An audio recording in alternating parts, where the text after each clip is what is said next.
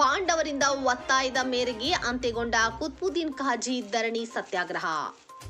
ಬೆಳಗಾವಿ ಜಿಲ್ಲೆ ಸವದತ್ತಿಯಲ್ಲಿ ಸತತವಾಗಿ 9 ದಿನದಿಂದ ನಡೆಯುತ್ತಿರುವ ಧರಣಿ ಸತ್ಯಾಗ್ರಹ ರೈಲ್ವೆ ಮಾರ್ಗಕ್ಕೆ ಕುತ್ಬುದ್ದೀನ್ ಖಾಜಿ ಅವರು ಮುಂಬರುವ ಕೇಂದ್ರ ಸರ್ಕಾರದ ಬಜೆಟ್ ಅಧಿವೇಶನದಲ್ಲಿ ಲೋಕಾಪುರದಿಂದ ರಾಮದುರ್ಗ ಸವದತ್ತಿ ಮಾರ್ಗವಾಗಿ ಧಾರವಾಡದವರೆಗೆ ನೂತನ ರೈಲ್ವೆ ಮಾರ್ಗ ಯೋಜನೆಯನ್ನು ಅನುಷ್ಠಾನಗೊಳಿಸಬೇಕೆಂದು ಒತ್ತಾಯಿಸಿ ಸವದತ್ತಿ ಪಟ್ಟಣದ ಗಾಂಧಿ ಸರ್ಕಲ್ನಲ್ಲಿ ಕರ್ನಾಟಕ ರಾಜ್ಯ ರೈಲು ಅಭಿವೃದ್ಧಿ ಹೋರಾಟ ಸಮಿತಿಯಿಂದ ನಡೆಯುತ್ತಿದ್ದ ಅನಿರ್ದಿಷ್ಟಾವಧಿ ಧರಣಿ ಸತ್ಯಾಗ್ರಹವನ್ನು ಪಾಂಡವರಿಂದ ಒತ್ತಾಯದ ಮೇರೆಗೆ ಅಂತ್ಯ ಕಂಡಿದೆ. ನೈಋತ್ಯ ರೈಲ್ವೆ ವಲಯದ ಸಲಹಾ ಸಮಿತಿ ಸದಸ್ಯರಾದ ಎಫ್ಎಸ್ ಸಿದ್ದನಗೌಡರ ಅವರು ಶುಕ್ರವಾರ ಹೋರಾಟದ ವೇದಿಕೆಗೆ ಆಗಮಿಸಿ ಶೀಘ್ರದಲ್ಲೇ ಕೇಂದ್ರ ರೈಲ್ವೆ ಸಚಿವರಿಗೆ ಭೇಟಿಯಾಗಿ ಲೋಕಾಪುರ ಟು ಧಾರವಾಡ ರೈಲ್ವೆ ಮಾರ್ಗ ಅನುಷ್ಠಾನಗೊಳಿಸಲು ಒತ್ತಾಯಿಸುತ್ತೇವೆಂದು ಭರವಸೆ ನೀಡಿದರು. ಅವರ ಭರವಸೆ ಮೇರೆಗೆ ಧರಣಿ ಸತ್ಯಾಗ್ರಹವನ್ನು ತಾತ್ಕಾಲಿಕವಾಗಿ ಹಿಂಪಡೆಯಲಾಯಿತು. ಲೋಕಾಪುರದಿಂದ ಧಾರವಾಡ ರೈಲ್ವೆ ಮಾರ್ಗ ಯೋಜನೆಗೆ ಡಿಪಿಎಆರ್ ಸಿದ್ಧವಾಗಿದ್ದು, ಇದೇ ಸಾಲಿನ ಬಜೆಟ್ನಲ್ಲಿ ಈ ಯೋಜನೆಯನ್ನು ಅನುಷ್ಠಾನಗೊಳಿಸಬೇಕೆಂದು ನಮ್ಮ ನೈಋತ್ಯ ರೈಲ್ವೆ ವಲಯದ ಹುಬ್ಬಳ್ಳಿ ಕಚೇರಿಯಲ್ಲಿ ನಡೆದ ಸಭೆಯಲ್ಲಿ ಕಳೆದ 3 ತಿಂಗಳ ಹಿಂದೆಯೇ ಪ್ರಸ್ತಾವನೆಯನ್ನು ಸಲ್ಲಿಸಿದ್ದೇನೆ. ಸವದತ್ತಿ ಮತ್ತು ರಾಮದುರ್ಗ ಬೆಳಗಾವಿ ಜಿಲ್ಲೆಯ ಹಿಂದುಳಿದ ತಾಲೂಕುಗಳಾಗಿದ್ದು ಸಾಕಷ್ಟು ಸೌಲಭ್ಯಗಳಿಂದ ವಂಚಿತರಾಗಿವೆ. ಈ ಮಾರ್ಗ ನಿರ್ಮಾಣವಾದರೆ ಈ ಭಾಗದಲ್ಲಿರುವ ಅನೇಕ ಪ್ರಸಿದ್ಧ ಧಾರ್ಮಿಕ ಕ್ಷೇತ್ರಗಳಿಗೆ ಭೇಟಿ ನೀಡುವ ಕೋಟ್ಯಾಂತರ ಭಕ್ತರಿಗೆ ಅನುಕೂಲವಾಗುತ್ತದೆ. ಆದ್ದರಿಂದ ಆದಷ್ಟು ಬೇಗ ಈ ರೈಲು ಮಾರ್ಗ ಅನುಷ್ಠಾನಗೊಳಿಸಲು ಪ್ರಾಮಾಣಿಕ ಪ್ರಯತ್ನ ಮಾಡುತ್ತೇನೆಂದು ಭರವಸೆ ನೀಡಿದರು.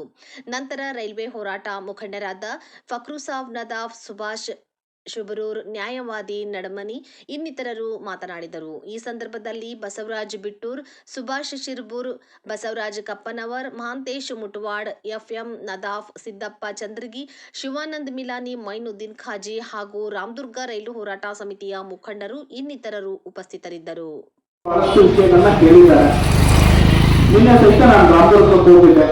ನಮ್ಮ ತಹಸೀಲ್ದಾರ್ ಸಾಹೇಬರು ಬಹಳ ನಮ್ಮ ಬಗ್ಗೆ ಬಹಳಷ್ಟು ಭರವಸೆ ಬಂದಿರತಕ್ಕಂಥವ್ರು. ಒಂದು DRVCC ಅಂತಂದ್ರೆ ಹೇಳಿದ್ರಲ್ಲ, ಈ ಭಾಗದೊಳಗಡೆ ಇಂಥವು ಏನು ಆಗ್ಬೇಕಾಗಿದೆಯೋ ಏನಿಲ್ಲ ಇದರ ವರದಿಯನ್ನ ಸರ್ಕಾರಕ್ಕೆ ತಲುಪಿಸುವಂತ ಕೆಲಸವನ್ನ ಮಾಡಬೇಕಾಗಿರ್ತಕ್ಕಂಥದ್ದು. ಬಹಳ ಜನ ಕೂತ್ಕೊಂಡ್ರಿ ಹೌದಪ್ಪ ನಾವೆಲ್ಲ ಹೋರಾಟ ಮಾಡೋದ್ ಬಳಕೆ ಸರ್ಕಾರಕ್ಕೆ ಏನೋ ವರದಿ ಕೊಡಕ್ ಬಂದಿನ ಅಂತ ಬಹಳ ಮಂದಿ ಕೇಳಬಹುದು. ಆದ್ರೆ ಈ ವರದಿಯನ್ನ ನಾನು ಇವತ್ತು ಹೇಳ್ತಾ ಇಲ್ಲ, 30/6/2025 ಈ ಏನು ಖಾಜಿ ಅವರು ಹೇಳಿದ್ರು 120 ಹೆಚ್ಚು ಕಿಲೋಮೀಟರ್ ಆಗ್ತಕ್ಕಂಥದ್ದು. ಇದು ಏನು ನಮಗೆ 120 ಕಿಲೋಮೀಟರ್ ವ್ಯಾಪ್ತಿ ಒಳಗಡೆ ಬರ್ತಕ್ಕಂಥ ದೇವಸ್ಥಾನಗಳು ಯಾವಿದ್ದಾವ ಅವುಗಳ ಪ್ರಾಮುಖ್ಯತೆ ಏನು, ಯಾವ ರೀತಿಯಾಗಿ ನಾವು ಮಾಡ್ಬೇಕಿದನ್ನ ಯಾಕೆ ಮಾಡ್ಬೇಕಂತಕ್ಕಂಥದ್ದು ಈಗಾಗಲೇ ನಮಗೆ ADM ನಾರ್ತ್ ವೆಸ್ಟ್ 5 ರಾಜ್ಯಗಳ ಪ್ರಮುಖರ ಸಭೆ ಒಳಗಡೆ ಇದನ್ನ ವರದಿಯನ್ನ ಕೊಟ್ಟು ಇದನ್ನ ಒಂದು ರೈಲ್ವೆ ಅಧಿಕಾರಿಗಳ ಕಚೇರಿಗೆ, ಅದು ದೆಹಲಿಯ ಕಚೇರಿಗೆ ಹೋಗಿ ತಲುಪಲಿಕ್ಕೆ ನನ್ನ ಪ್ರಾಮಾಣಿಕ ವ್ಯಾಖ್ಯಾನ ನಾನು ಮಾಡಿದ್ದೇನೆ. ಆದ್ರೆ ಅದಕ್ಕೆ ಮಾಡಿರ್ತಕ್ಕಂಥದ್ದು ಅಷ್ಟೇ ಉಳಿದಿಲ್ಲ.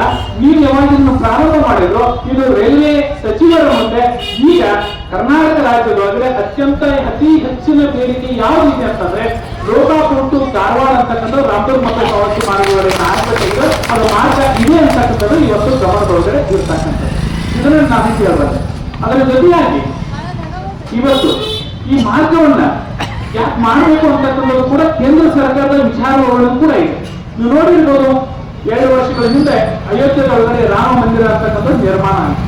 ರಾಮ ಮಂದಿರಕ್ಕೆ ಹೊಸದಾಗಿ ರೈಲ್ವೆ ಸ್ಟೇಷನ್ ಕೊಟ್ಟರು, ಅನೇಕ ರೈಲ್ವೆಗಳನ್ನು ಬಿಟ್ಟರು. ಆ ಸಂದರ್ಭದೊಳಗಡೆ ಆ ನ್ಯಾಸಾ ಕಮಿಟಿಯ ಟ್ರಸ್ಟ್ದವರು ಹೇಳಿದ್ರು ರಾಮ ಮಂದಿರ ಮಾತ್ರ ಒಂದು ಉದ್ದಾರ ಆದ್ರೆ ಸಾಗಲಿಕ್ಕಿಲ್ಲ, ಒಂದು ಕಾರಿಡಾರ್ ಆಗ್ಬೇಕಿದ್ರು ಅಂತಕ್ಕಂಥದ್ದು ಹೇಳಿದ್ರು. ಆ ಕಾರಿಡಾರ್ ಎಲ್ಲಿ ಅಂತ ಕೇಳಿದ್ರೆ ಡೆಲ್ಲಿಗಲ್ಲ, ಕಲ್ಕತ್ತಕ್ಕಲ್ಲ, ರಾಜಸ್ಥಾನಕ್ಕಲ್ಲ, ಕನ್ಯಾಕುಮಾರಿಗಲ್ಲ, ಅಯೋಧ್ಯೆಯಿಂದ ಯಾರು ದರ್ಶನ ಮಾಡ್ತಾರೋ ಅವರು ನೇರವಾಗಿ ಶಬರಿಕೊಳ್ಳಕ್ಕೆ ಬರಬೇಕು.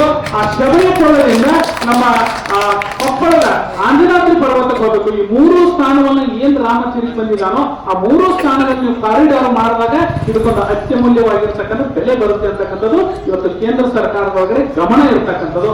ಅದರಲ್ಲಿ ಅತ್ಯಂತ ಪ್ರಮುಖವಾಗಿರ್ತಕ್ಕಂಥದ್ದು ಏನು ಅಂತಂದ್ರೆ ಈ ಮಹಾಭಾರತ ಇರ್ಬೋದು, ರಾಮಾಯಣ ಇರ್ಬೋದು, ಇವತ್ತಿನವರೆಗೂ ಕೂಡ ಶಕ್ತಿಗೆ ಇನ್ನೊಂದು ಹೆಸರು ಅಂತಂದ್ರೆ ಪರಶುರಾಮ. ಆ ತಾಯಿಯ ಸ್ಥಾನ ಯಾವುದು ಅಂತ ಕೇಳಿದ್ರೆ ಯಲ್ಲಮ್ಮನ ಕ್ಷೇತ್ರ. ಹೀಗಾಗಿ ಯಲ್ಲಮ್ಮನ ಕ್ಷೇತ್ರದೊಳಗಡೆ ಏನಾದರೂ ಹೆಸರು ಬಂದಿದೆ ಅಂತಂದ್ರೆ ಅಲ್ಲಿ ಕಡ್ಡಾಯವಾಗಿ ರೈಲ್ವೆ ಆಗ್ಲೇಬೇಕಂತಕ್ಕಂಥ ಒಂದು ವಿಚಾರ ಇವತ್ತು ಕೇಂದ್ರ ಸರ್ಕಾರದ ಮುಂದೆ ಇರೋದ್ರಿಂದ ಈ ಯೋಜನೆ ಖಂಡಿತವಾಗಿಯೂ ಕೂಡ ಆಗುತ್ತೆ ಅಂತಕ್ಕಂಥ ಭರವಸೆ ನನಗೂ ಕೂಡ ಇದೆ. ಎಲ್ಲ ಹೋರಾಟಗಾರರು ಕೂಡ